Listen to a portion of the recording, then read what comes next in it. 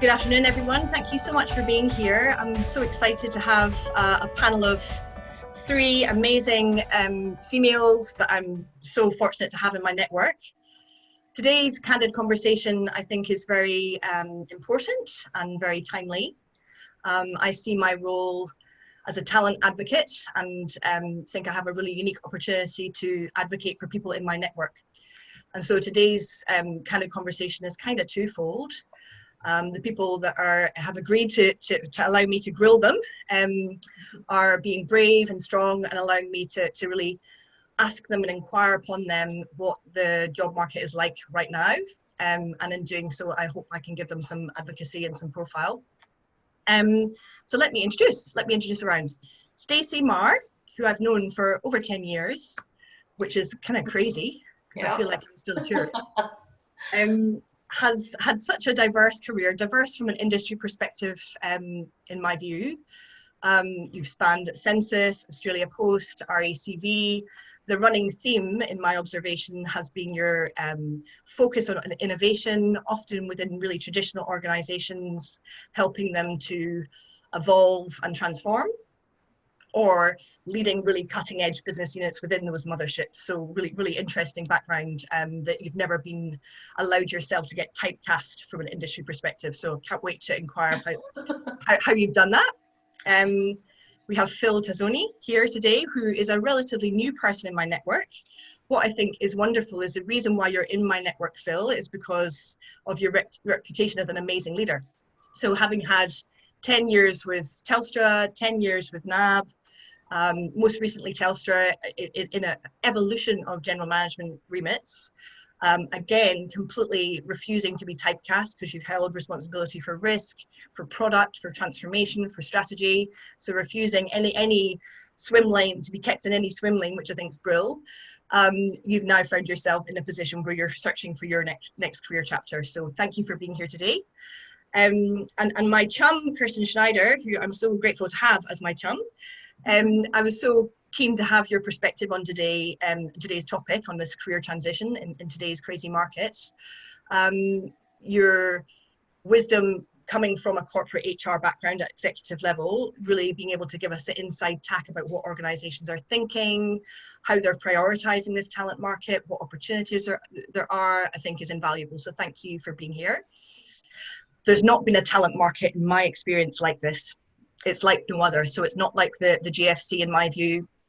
It's not like other recessions that I've been in different geographies. It's tougher. It's tougher in its unpredictability and the effect on your psyche around that. And so therefore, how do you keep yourself feeling positive and feeling optimistic in the face of those challenges? And so I'd love to get your experience around how you're doing that. So Stacey, tell us a little bit more about your experience in your career search experience. It's one of those things, it's just not something that comes to you overnight, or well, it didn't for me anyway. It wasn't a think about what you want to do next, and in 24 hours it sort of materializes. It takes a while and you get to test things, and I've been working with a few people about potentially setting up another business, and is that what I want to do? And so it's been an opportunity to really test and see what I enjoy doing and what I don't like doing, and seeing how that transforms moving forward, and also what that looks like in the market. And I think to your point, the market is in an interesting space, but I think it's also looking at what you want to do, not necessarily what the market is. So I think that's and that's post-COVID and pre-COVID. I think it's what do you want to do, and then where do you find that, as opposed to sort of going, oh, is there anything out there? Oh, nothing, or doing something that you may not potentially want to do, but you feel like you should do something for the sake of it. So it's interesting. I've very intentionally invited both yourself and Fil on to talk about your experiences, because you're at a senior level, you're really accomplished, you're really high achieving professionals, and so I wanted to shine a light on what it was like, the job market, which has a pyramid effect. There's less opportunities at the level you're at, even no COVID involved. It's a competitive job market anyway, with few opportunities. And so what have been some of the things you've done, Stacey, that you've found have worked for you, and what are some of the things that haven't that you wouldn't do again? I think you've just got to be patient with the process. And I think you've got to set the mindset to enjoy the process. Again, it's not something you do that often. And so, you could take this as a real, I'm looking for that next role and get really worked up about that. And that's when I think you start to force it and it doesn't sort of maybe go the way you want it to go. I think you've just kind of got to enjoy the process. I've had some really great connections I've met a lot of new people along the way, and there's been some great connections. Flip side, there's been some connections that didn't go quite the way you wanted them to go, or you were lined up for a meeting and you thought this will be great and this should be a perfect fit, and then the conversations don't go quite that way, or the opportunity you thought was there wasn't. And I think when it comes to those kind of interactions, you just got to say, well, that's okay. That's that's fine, and not beat yourself up about it, or think, what did I do wrong, or I should have said X when I said Y, or I think it's just about enjoying the process. Some meetings will work, some won't. That's part of the process. You meet and connect with some great people along the way. That's been one of the things that I've got out of that. And just to enjoy it. Flip side, I've had meetings and I've met people that I thought, oh, this is kind of a random connection, or I'm not really sure where this will go, and it's taken me in some really interesting directions and led to other conversations. And so I think it's just about being open to the process and being clear on what you want to put yourself out into the market. So to your point, if you know what you want, you'll know when it comes. So, yeah. Phil, you started off on a worldwide trip that sounds amazing, and landed back into, I'm going to get my next career chapter, no problem at all, when COVID hit. So you've just out. Tell me what that journey, what that experience has been like for you, and just a bit about the context. You're right. Like, I had a really fantastic time traveling through Mexico, Cuba, and the US. So, in the darker days, you remember those. I think that for me, and I totally understand, because it's really unsettling times for people, and I understand and in terms of hiring, people are risk averse and they want what they perceive to be safe bets, and I totally get, having been ahead of risk, I totally understand why people do it. And so how it seems to be showing up in hiring at the moment is people want these really deep specialist skills. So they want a person who's done that exact same job for the last 5 years in the exact same industry. And I think that's been really, really interesting for me, because if I think about me having spent the last 10 years of my life on the other side of the recruitment process, where I was a hiring manager, and for me, the number one thing I hired for was learning agility. So I really loved people who had a broad background, like Stacey and myself. I liked people who brought really diverse thinking to the team. And I think I assumed that people thought like I did. And so that was kind of a rude shock to come back into the job market in February and find that the world had changed from what I thought it would be.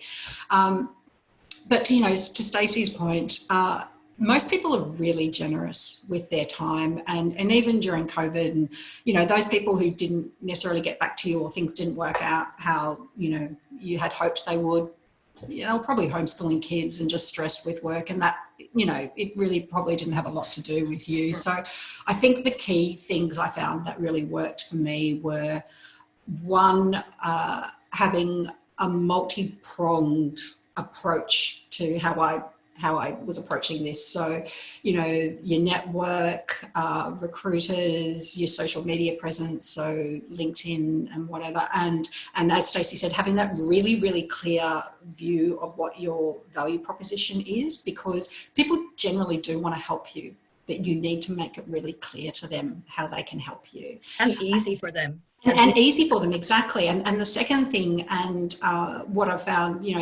going off that first point I had, where people wanted that really deep specialist experience, and that wasn't necessarily what they saw me bringing to the table, is having what I call your network of champions or your advocates around you, and having a really broad group of people who do get you, who do understand what you can bring to the table. So whether that's your friends, former colleagues, former managers, recruiters, people who really understand what you're great at and are happy to champion that. And because people trust referrals, they trust someone else's opinion, and this can be really a tiring process. And I get sad when I see people try and do it all themselves, because you don't have to do it yourself. And people want to help you, so let them help you, would be my recommendation. I think to your point as well on saying it's tiring, I think you've got to leave space in the day for other things. Yeah, absolutely. So, it sort of goes down to that, having a bit of a routine, but so it might be you get up and do some exercise, or, currently it's a walk around the block and you throw a few weights around the lounge room and call that a workout, and then you get on with doing some work, and whether it's researching companies or making some calls or connecting with people. And then I like to sort of then takes me to lunchtime-ish, and then I like to sort of take the rest of the day off, so to speak. And that, go and read a book, or I also find reading things that are completely outside of job hunting really important. I'll just go do things that don't have anything to do with the market and the next career move, because you can get really caught up in that, and it just becomes all consuming. Totally agree. You've got to have that space, and that, again, it's sort of going back to, this is just to enjoy the process as well. So have that routine, but have the space as well to go and learn how to bake bread, or read a book, or binge on Netflix. Or we'll absolutely pick up on that positive psychology attached to it, because I think that the mental health component of the impact to your mental health is very, very acute, and it's definitely worth talking about. Kirstin, I'd love to bring you into the conversation to particularly pick up on one of the points that Phil mentioned around that narrow view of hiring, and whether you see any trend around organizations being risk averse and looking to have apples versus a very direct background to role connection. What's your observations around that, and more broadly the job market right now? Yeah, look, I think it is really tempting to see it as conservatism, and I suppose I'd challenge whether it is that in every case. I mean, my perspective from the inside of an organisation hiring executives is that bias that you're speaking about, the need to see deep specialty, it's real, but I think it comes from a tendency to what I call thin slice, which is really the judgment that executives need to apply, because they're across such a broad array of activities. And when you're in a role, you feel this yourself. I mean, you might be one day engaging with customers and frontline staff, and at the same time dealing with shareholders on the board. And there's just a lot going on, and even more so now. So I think thin slicing of information is what executives use to shortcut their judgment around really important things like hiring executives, and whether they should do it or don't, it's real. But I think if you see it as that kind of a bias rather than necessarily conservatism, you can just maybe reframe the way you approach that bias. I mean, there's lots of asymmetry in a role process. I mean, you spend weeks researching the organisation, getting your CV ready, prepping your LinkedIn, figuring out how to meet people, role-playing it. There's just lots of time investment. The average executive will refresh your background 1 or 2 minutes before you meet with them. They'll meet with you, and you've probably done this yourself, meeting external candidates, and at the end of the meeting, they're onto something else. So the asymmetry of time investment is huge. It's just the reality. I don't think that can be changed. But the counterfactual to that, I think, is that executives who are hiring executives really do want you to stand out, just as you did. You wanted those candidates to stand out for you. They really want you to stand out. So I think the way you can overcome thin slicing bias and what you perceive as sort of deep industry expertise bias is to really make sure you have a point of view. Make sure that you understand that industry, you understand that executive's challenges, and you are not afraid to lead with a point of view on what they could do. Because as a hiring executive, you often don't know the strategic answer to the question. You just hope that candidate's going to bring it. If they bring that answer in the interview or in the interaction, wow, that's going to be remembered. And that will overcome thin slicing bias. What they thought they wanted in the PD and what they thought they wanted in the job description goes out the window when they hear you suggest what needs to be done in their organisation at that point in time. So So that's my advice. I mean, it's a very real bias, but I think it's not necessarily conservatism. In fact, if you don't take that point of view, you won't stand out. Totally. I'd go further still, because so many of us are using our networks to try and seek out opportunities and further your career search.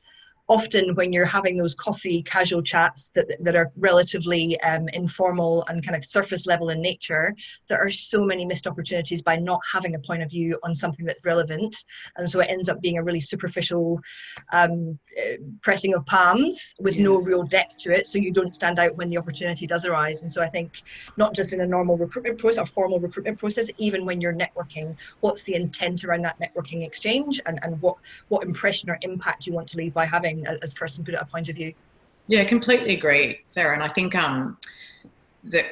both of you mentioned that you're not wedded to particular industries and you've worked cross industry. And I think when you are meeting with somebody in an industry that you've not worked in, you can offer a unique perspective. You absolutely do have to do your homework. You have to understand that industry, where it's headed, where the organisation is headed, and how you can still offer a unique point of view in the context of that industry's language and the way that they speak about things. So there's lots of work to develop that perspective, and it's not just going to be your functional experience that brings that to the table. You have to know something about the person you're talking to, but it can be any opportunity. It can be a coffee catch up, or it could even be before you're introduced to that person that you develop a point of view and share that via a warm introduction. It could be a one-page white paper or something similar. So you can share that point of view on social media challenges and have others be attracted to what you're offering the market. And even without backing that up with any specific consulting practice, that gets people noticing that you are able to add value.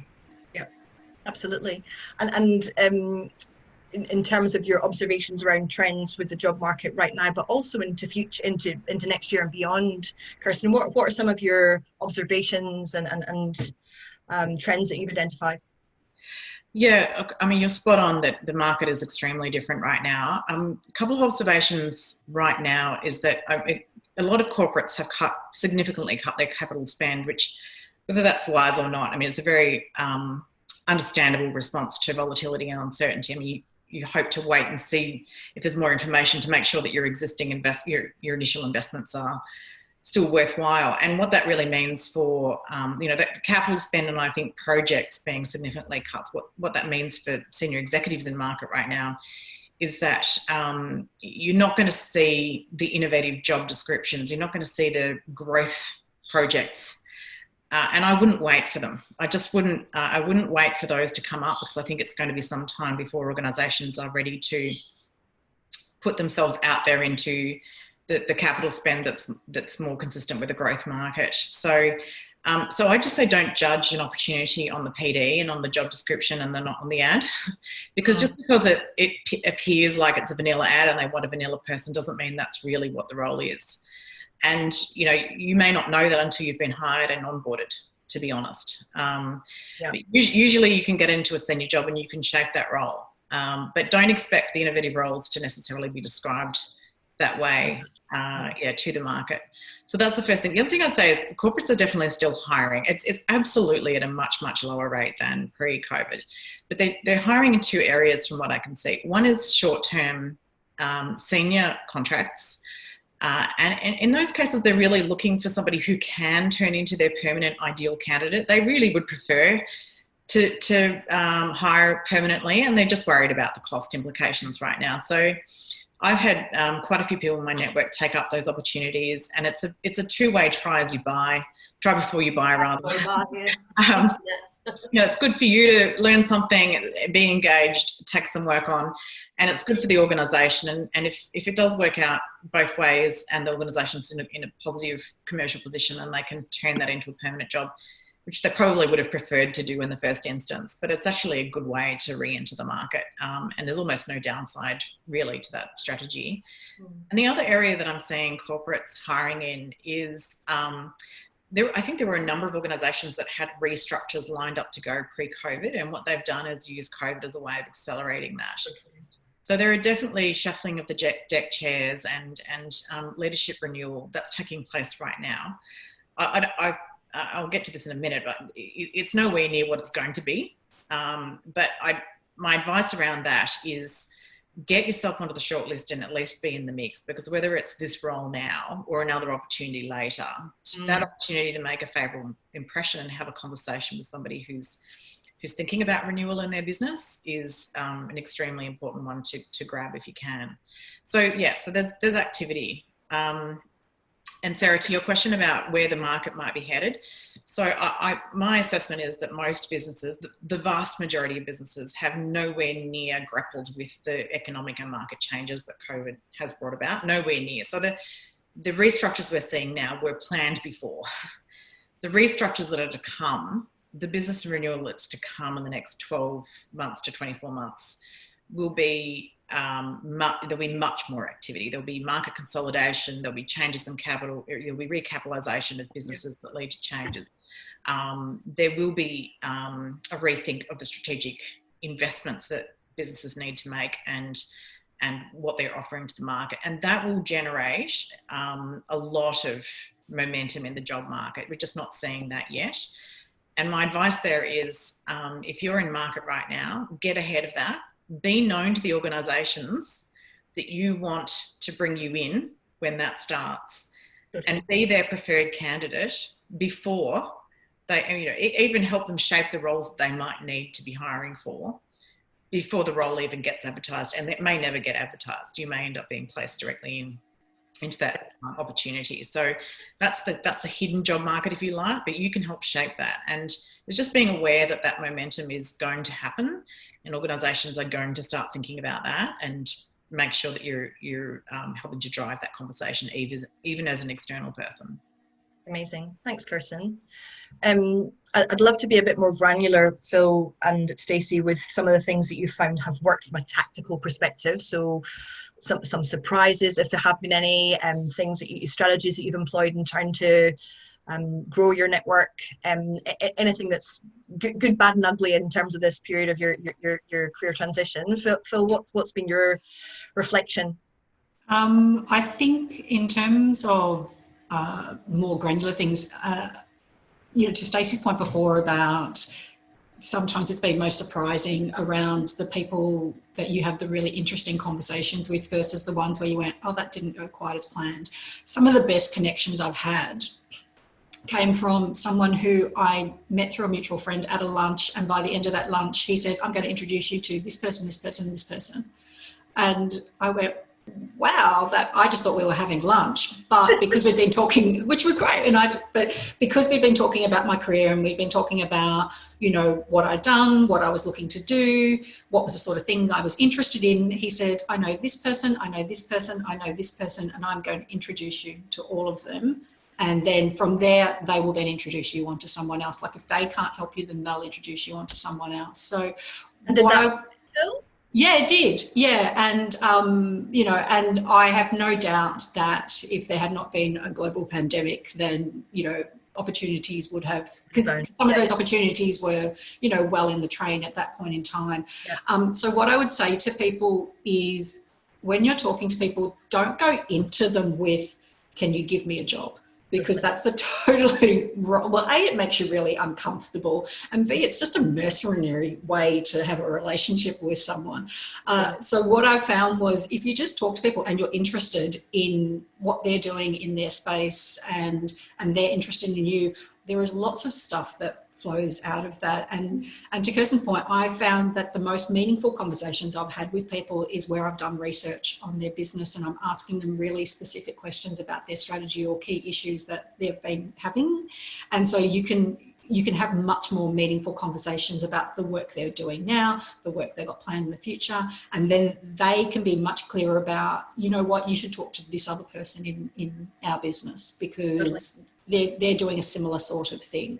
So, if you're having conversations with people, A, be open to lots of different things, but B, also do your homework before you go in there, because otherwise you're both going to walk away and go, well, that was nice, but missed opportunity. Exactly. Stacey, any reflections that you can share? Yeah, it's funny that you're just saying, Phil, about asking for a job. So I think it's, you know, it's that sort of, ask for a job and you get advice, and ask for advice and you get a job.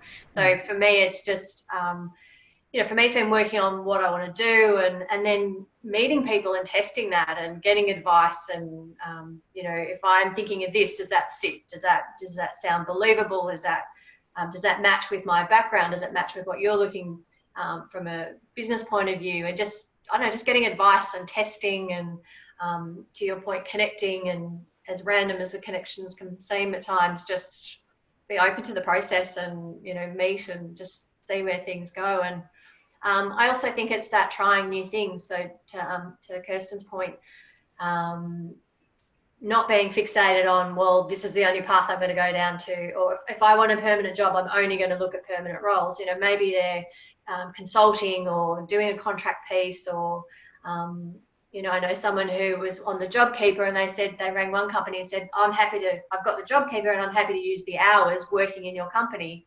as a way to get in and just, you know, earn the JobKeeper and get some exposure and experience to a company they're interested in. So I think it's just, try new things and test and the conversations. That's probably been the biggest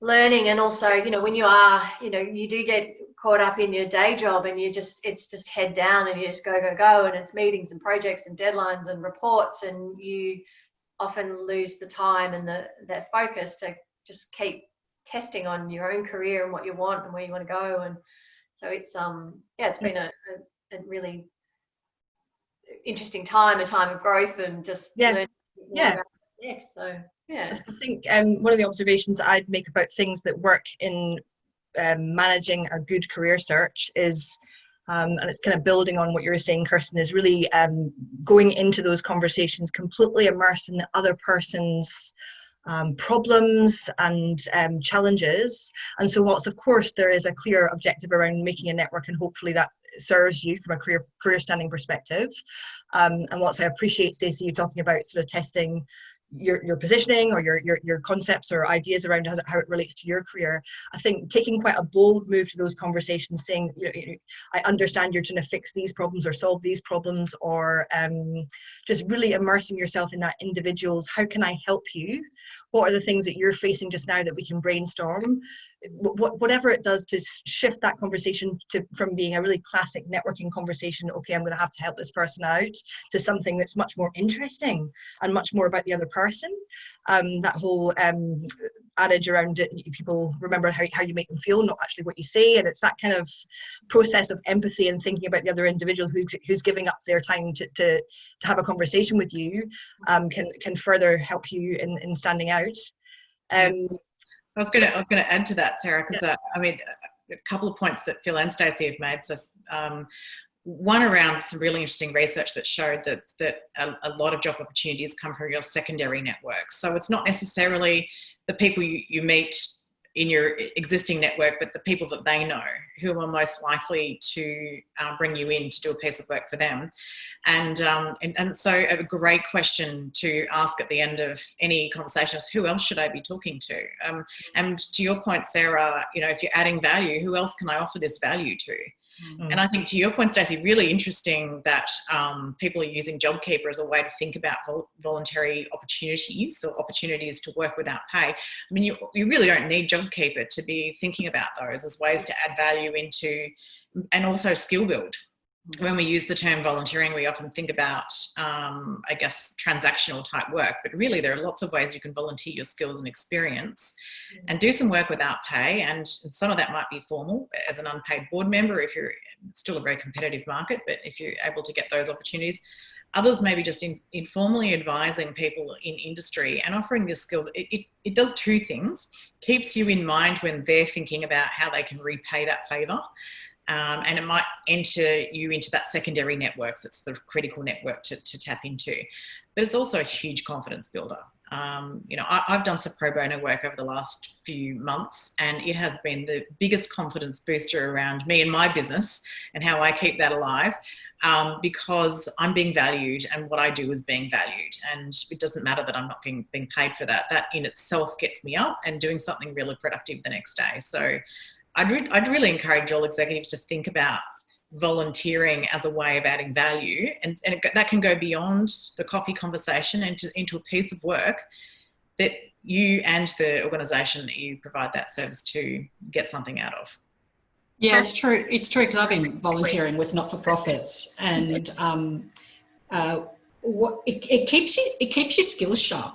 Yeah. Because it's an industry that I'm not familiar with, so I've got to get into their way of thinking. But you know, they give you a problem and they go, and you know, they're busy doing other stuff, because what we were working on is an emergency response plan. So a lot of it you've got to work out yourself, but that's actually really great because it gets the analytical thinking going and the strategic thinking going. And so I've really enjoyed that work, because whilst it wasn't directly connected to anything I've done in the past, it was a really good challenge for me, and I felt like it kept my skills fresh.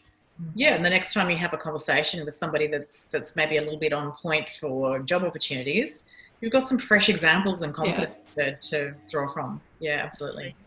So the last question I'd like to pose to everybody really builds on that theme around what are you doing to keep your self feeling confident and your confidence to be boosted. Because I think one of the observations that I'd make, and I'm sure you'd all agree, is when you have been at a senior level, which you all are, and continue to be, the self-confidence you get from being in a leadership role, in a senior role, is huge. And so when you're not in that role every day at the same level, your confidence can very easily be eroded. And I think I see so many people in career transition, and have done for decades, where you can see the ones that are completely fading through that lack of positive reinforcement. And so I think one of the things I'd observe about both Stacey and you, Phil, is just how open you've been to new opportunities, how you've invested yourself, Stacey, in consulting, how you've invested yourself, Phil, in volunteering, not just to do something with your time, but to boost your self-confidence. Stacey, I love the narrative that you used about actually seeing this as an opportunity to grow and to actually get some real value from this moment, this very rare moment in your career where you've got some time to reflect and think about things. So what are some of the things that you do to keep yourself optimistic? What are some of the things that work for you? Stacey, what would you observe? It's probably a little bit what I touched on before. So the first bit would be you just got to trust yourself. Like you just, we've all had sort of long and established and successful careers to date. So that's not a coincidence or a fluke. It's, you've worked hard, and that's what you've culminated to. So I think you've got to trust yourself. You've got to trust what you put out there. It's true to you, and so when it's ready to come back, it'll come back. And I think to that point before of having space to do other things. So take time out to do other things to the day. In your day, just don't make it all about this one, executive search, because it becomes all consuming, and just being open to trying new things. So, for me, I've been running my own business and looking at maybe establishing another business, and it's just be open to the process and try different things and test yourself. So that's sort of how it's, for me, just kept me focused. Yeah. Phil, anything that you'd add to that's kept you optimistic and positive? Yeah, look, I think the first thing is for people, don't beat yourself up. Like, it's really normal to get fed up, bored, stressed, just want to sit on the couch and watch Netflix. All of those things are valid human responses to this. So if you have those days, that's fine. Just make sure that's not every day. I think that the two key things that have really worked for me is, and to Stacey's point before, is you have, for the first time probably in a really long time in your career, you've got time. And so you think about how you use that time wisely. And for me, that was doing volunteer work, that was spending the time like Stacey to really think about what I wanted to do and what was, my value proposition. And if there were industries or areas that I wanted to find out more about, then, I spoke to people who I really respected in those fields around, courses or readings or blogs or other people they recommend I could speak to, because that was really important to me, that at the end of each week it was like, okay, well, I've done this. I'm a list person, so it was like I've done this and this, and that's great, and I've learnt that this week. And the second thing I'd say is while I've really loved my career and, you know, I've done lots of really interesting and valuable work, I've always had a really conscious decision that my life is not basically defined by one thing. So whether that's my career, whether that's my relationships or whatever. And so what it means is that when one of those things is absent, everything else is going on in my life. There's a lot of stuff going on in my life that is still great and interesting and makes me happy. And it's that balance thing that Stacey was talking about. You know, I'm like Stacey, I don't job search every day, all day. I time block it. And then the rest of the day I do other things, and whether that's, you know, I play the piano, or I've been doing online dance classes while I've been in isolation. And here's the thing, right? You would think after 3 months I'd be good. I'm not. I'm still terrible at it, but I'm so bad. I have no rhythm, but I really enjoy it because it's something that I wouldn't normally do, and it's a lot of fun, and it releases all the endorphins. And so just having that balance in your life during this time, no matter how stressful things are, it's important for you, and it's important for your family. So Netflix and dance classes, lovely takeaways. I love them. Kirstin, anything you'd add in closing? Oh, look, it's hard to top that advice, I have to say. Yeah, look, I think Stacey and Fil have shared a lot of things that are really useful when you're going through a job search. I guess a couple of things that I think can be useful, whether you're in a job search or in a stressful job, to add to that is having your own personal advisory board. And this is a sort of favourite piece of advice of mine because I think it works so exceptionally well.